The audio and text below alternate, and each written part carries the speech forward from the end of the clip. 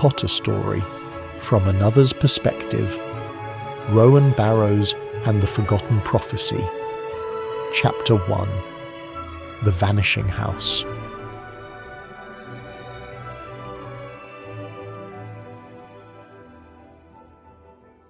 Number 22 Mossfield Way was a perfectly ordinary house, you see. Its red brick walls had stood for nearly a decade, its windows had seen countless summers come and go, and its roof had held firm against every storm the village could throw at it. From the outside there was nothing remarkable about the place at all, and the neighbours, why, they would have told you, with no small amount of pride, mind you, that nothing even slightly unusual had ever happened there. Inside, however, the house knew better. It knew, for instance, that the kitchen always smelled faintly of burnt toast, because Mrs. Barrows had a habit of getting distracted at breakfast. It knew the living room was never truly quiet, because Sebastian the owl objected loudly to everything, from passing cats to the postman. It knew the old armchair by the window belonged to Eleanor, who ruled the house with the air of a retired queen, and that little Rowan could throw peas farther than any baby reasonably should. And it knew Candy, the cream-coloured kitten with more claws than sense, could be found wherever there was trouble to cause, be it climbing the curtains or attacking Eleanor's knitting needles as they clicked through the evening silence. It also knew, though it would never tell, that in the evenings when the day was done, Mr. Barrows sometimes sat in the corner with his old guitar and strummed quiet songs no one else could hear. The house, you see, had seen its share of love and arguments, birthdays and sleepless nights. It was a house full of life, full of noise, and brimful of warmth. And on this particular Tuesday, it was about to vanish. Now, Mrs. Barrows from number 22 was rather proud to say that there was nothing ordinary about her life, thank you very much indeed.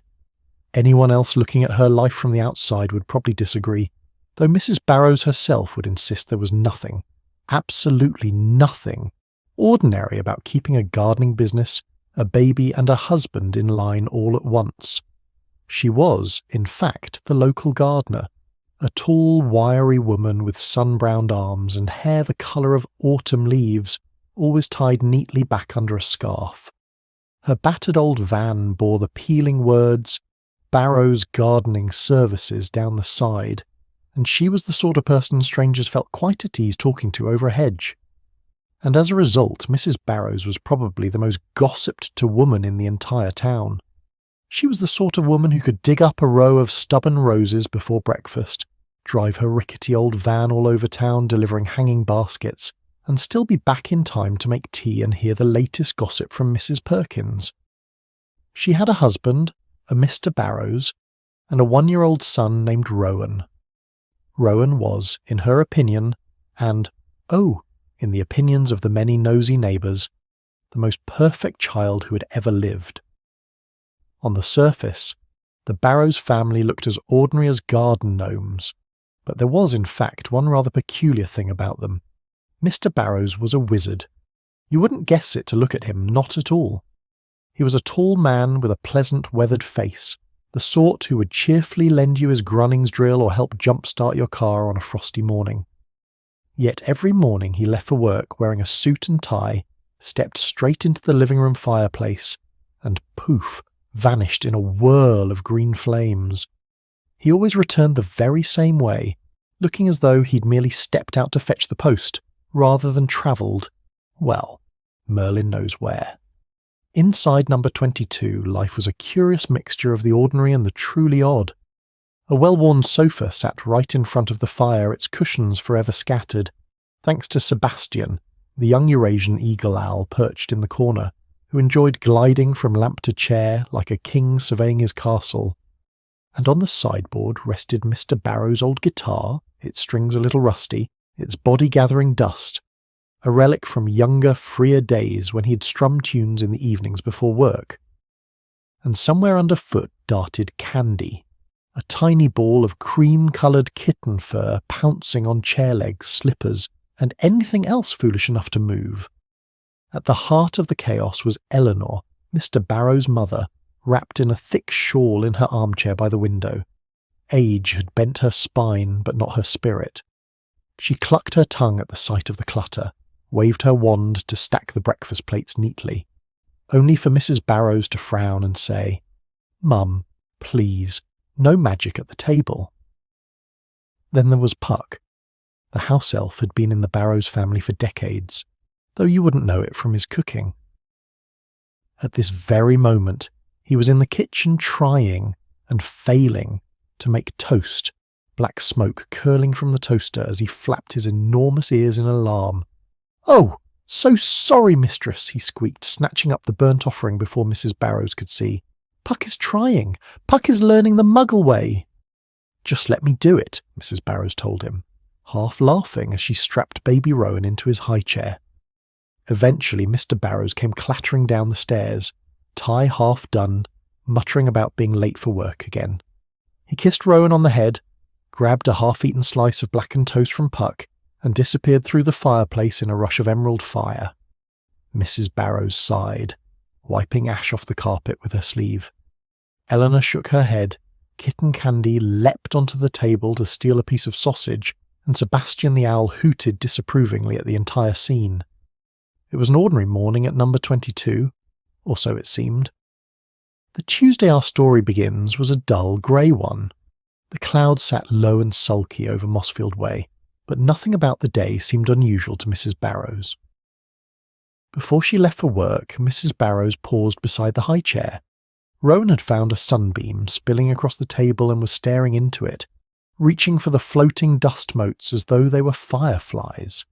His laughter bubbled softly through the kitchen, bright as the morning light. Mrs. Barrows smiled, brushing his hair from his forehead.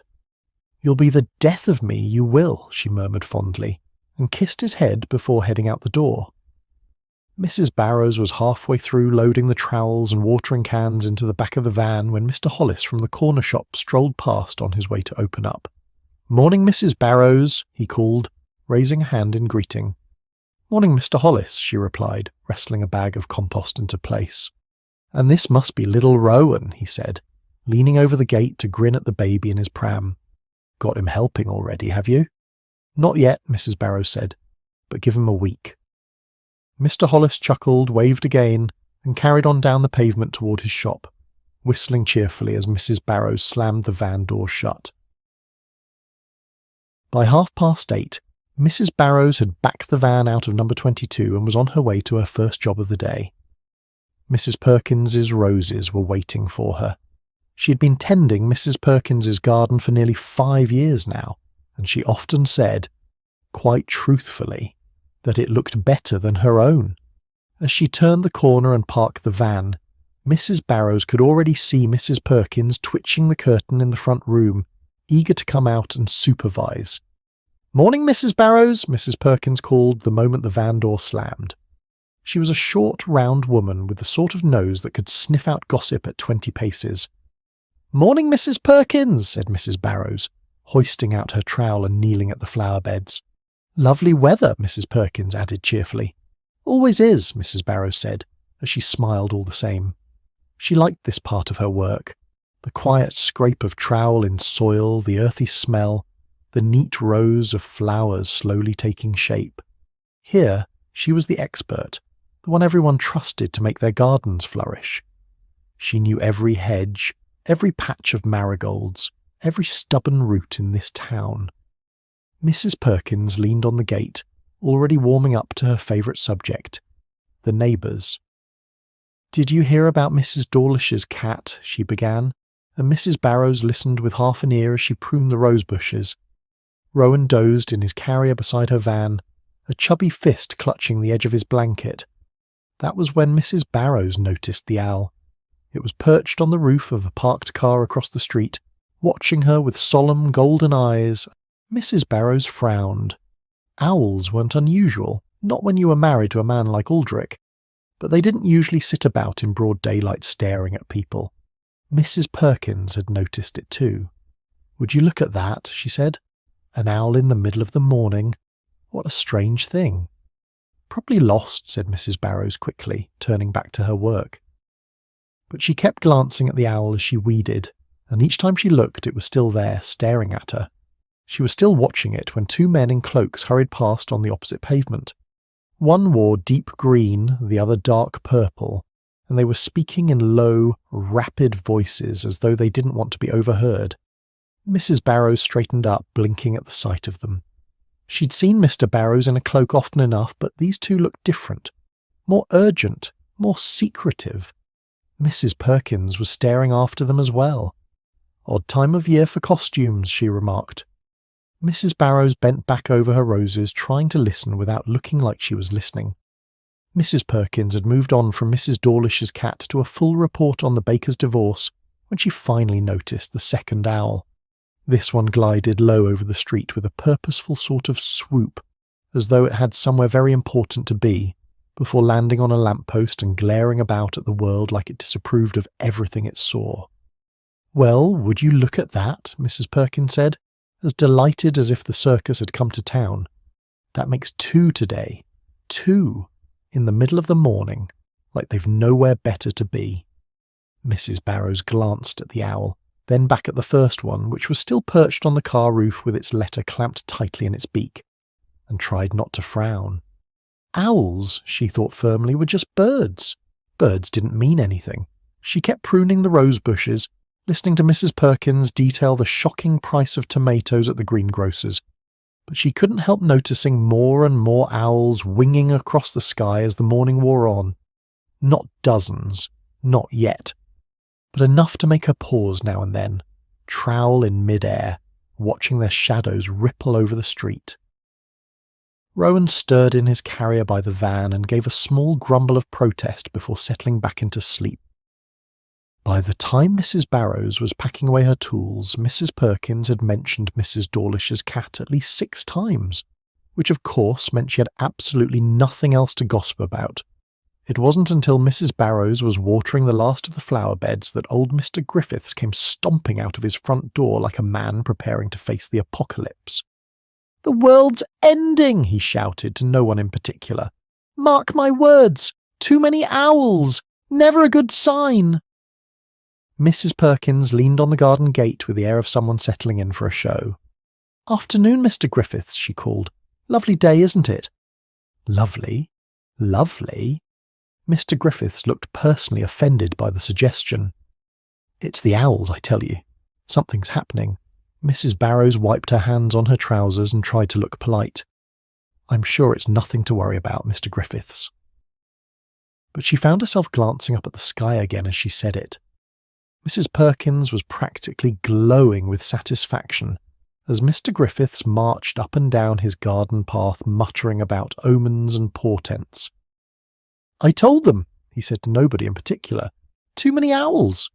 Mrs. Perkins leaned closer to Mrs. Barrows and whispered behind her hand, "He's been like this since the postman slipped on his front step. Said it was a sign of the end times then too." Mrs. Barrows bit back a smile and gathered her tools.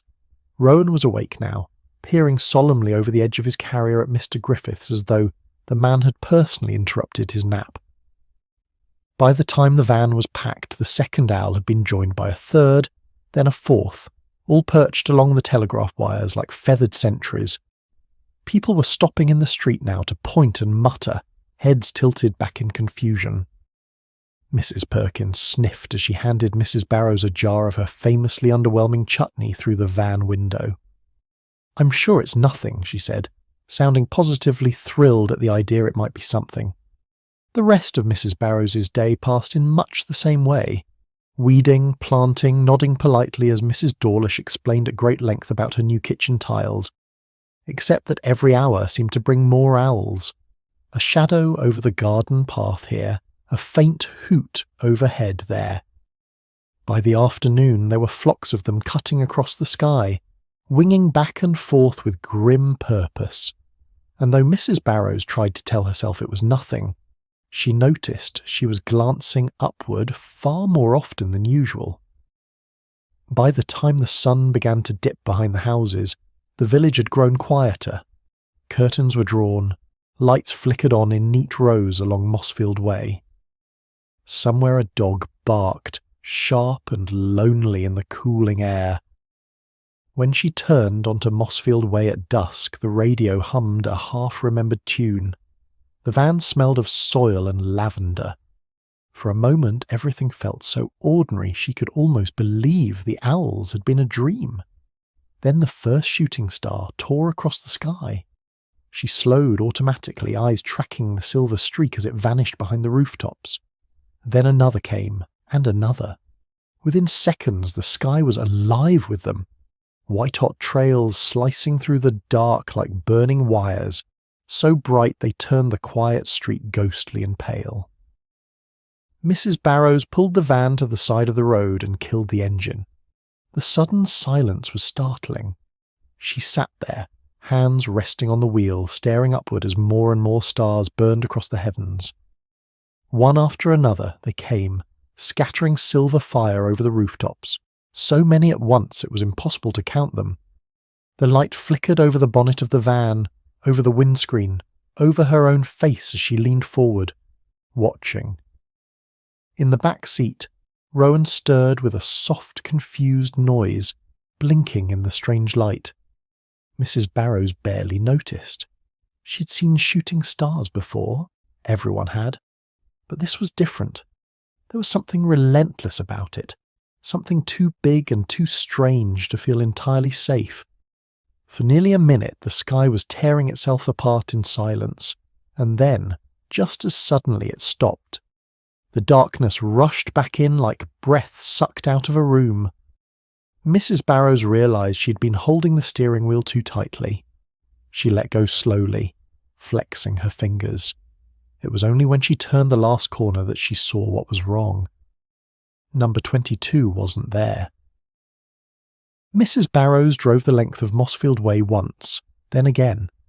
Her headlights swept across hedges, garden gates and familiar houses, but not hers. Number 22, with its warm windows and climbing roses, and Eleanor in the front room chair, simply wasn't there. She pulled over at the corner, heart hammering. For a wild moment she thought she must have taken the wrong turn entirely. Perhaps she was on the wrong street. She got out of the van, Rowan fussing in her arms, and checked the street sign under the lamp. Mossfield Way. She hadn't gone mad. She turned slowly on the pavement, scanning the neat row of houses, each one exactly where it should be. Except for hers. The air was unnaturally still, like the whole world was holding its breath. Mrs. Barrows stood frozen at the garden gate, staring at the spot where number 22 had been all her life. The house wasn't gone. That was impossible.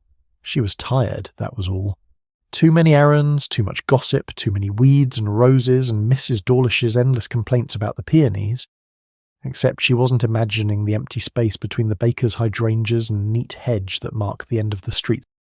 There was nothing there. No garden, no gate, no number 22. Rowan stirred against her shoulder, letting out a fretful little noise as though he too noticed something was wrong. "Shh," Mrs. Barrows murmured, though she wasn't sure whether she was comforting him or herself. She stepped through the gap in the hedge because that was where the gate had always been, and as soon as her foot touched the ground where her garden path once was, number 22 shimmered into existence like a photograph slowly developing in the dark. The windows glowed. The roof tiles gleamed faintly in the light of the street lamps. The roses nodded in the breeze as though they'd been there forever. Mrs. Barrows stumbled back a step, clutching Rowan tightly. The house was back. The house had been gone, and now it was back, standing there as solid and ordinary as it had that morning when she left it. Except it didn't feel ordinary now. Something about the way the lights burned in every window, the way the curtains stirred, though no one had opened them, the way the chimney smoke rose straight up into the still night air. It felt like the house itself was holding its breath. The air seemed to thicken, humming faintly as though she'd stepped through invisible cobwebs. The light in the windows flickered once, twice, then steadied. The house was there, but the garden smelled of ozone, the air too still, the quiet too deep. Mrs. Barrows pushed open the garden gate. There was a gate again, of course there was, and hurried up the path, her heart hammering harder with every step. The front door opened before she could reach it. Mr. Barrows stood there in the hallway light, hair sticking up as though he'd run his hands through it 100 times. His tie was loose, his sleeves rolled, and his eyes were bright and strange in the glow behind him. "Maggie," he said, his voice low and urgent. "Inside. Quickly." Mrs. Barrows stepped into the hall, clutching Rowan tight. The house smelled of smoke and hot metal, like the air after a lightning strike. Every lamp was blazing. The fire roared in the grate as though someone had thrown on an entire forest. Shadows leapt across the walls. Eleanor sat stiff-backed in her chair, knitting needles still in her lap, watching Mr. Barrows with sharp, worried eyes. Candy was crouched beneath the table, fur on end, tail lashing like a metronome. "What's happened?" Mrs. Barrows asked. "We had to hide it," Mr. Barrows said. His voice was steady, but his hands were trembling as he grabbed his wand from the mantelpiece. "Hide it!" Mrs. Barrows stared at him. "Hide the house?"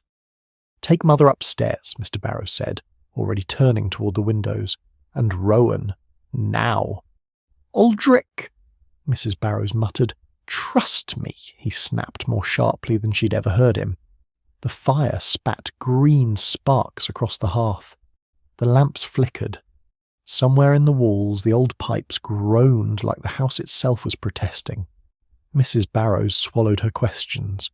She crossed the room to help Eleanor from her chair, glancing back once to see Mr. Barrows moving from window to window, muttering under his breath, the tip of his wand sketching lines of light across the air before they sank into the walls like water into sand. As Mrs. Barrows guided Eleanor up the narrow stairs, Rowan heavy in her arms, she heard her husband whisper something that sent a chill up her spine. "They'll come tonight." Downstairs, Mr. Barrows moved from window to wall, muttering in that low, tight voice, tracing patterns in the air with his wand. The fire spat sparks as though in protest. Shadows crept longer across the carpet. Upstairs, Mrs. Barrows lay half awake in the dark, Rowan's small weight warm against her side in the cot. Every creak of the floorboards below made her flinch. Beside her, Eleanor slept upright in the armchair, chin dipped to her chest, Candy purring faintly at her feet. The night grew still again. At some point, Mrs. Barrows's eyes drifted closed. The murmurs below stopped. The house settled into the deep, uneasy quiet of people too tired to keep worrying. It was close to midnight when the two figures appeared at the far end of Mossfield Way. They made almost no sound, just two tall shapes moving under the lamplight, cloaks trailing across the pavement like scraps of shadow. One wore deep green, the other a dark purple so deep it looked nearly black in the low light. The man in green was tall and thin, with a long, severe face, and hair combed so precisely it looked like it would crack if he frowned. Which he did, often. His companion was shorter, broader through the shoulders, with quick, darting eyes and a nose that looked like it had been broken once and never set properly. "Here," said the tall one quietly, stopping in the middle of the road. His voice was low and sharp, the kind of voice that belonged to someone used to being obeyed. "Number 22. This is where they said he lived." The shorter man shifted uneasily, scanning the silent houses.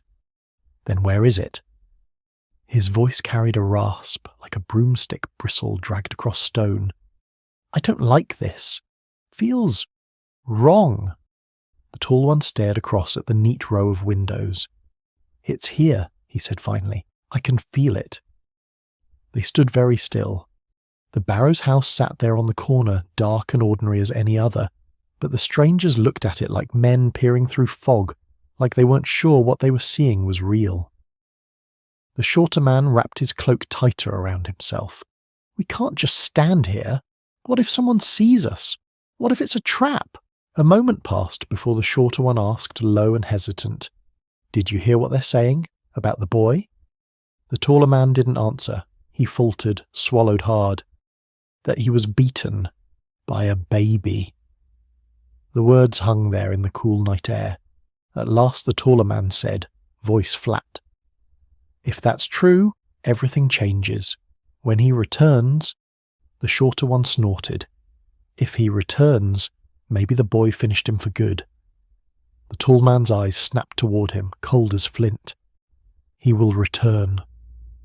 The shorter man looked away first, muttering under his breath. I just don't like it. Feels like we're being watched. We are, the taller one said softly, by the wrong people. They fell silent again, listening to the empty street. At last, the shorter one shifted restlessly. We come back tomorrow, when it's safer. The tall man didn't move for a long moment. Then he nodded once sharply, and with two cracks like bursting branches they were gone. A rush of wind tore down the street in their wake, rattling the hedges and making the lampposts flicker. Then the air fell still again, heavy and waiting, as though the night itself had taken a deep breath and was holding it. Inside number 22, Margaret Barrows stirred faintly in her sleep but didn't wake. Rowan slept on. His breathing was soft and even, his face peaceful in the glow of the dying firelight. Somewhere deep in dreams too young to be remembered, Rowan Barrows stared and wondered under a sky full of strange silver shooting stars. Outside, the stars burned themselves out one by one. Number 22, perfectly ordinary once more, dreamed quietly of secrets it would keep for years to come.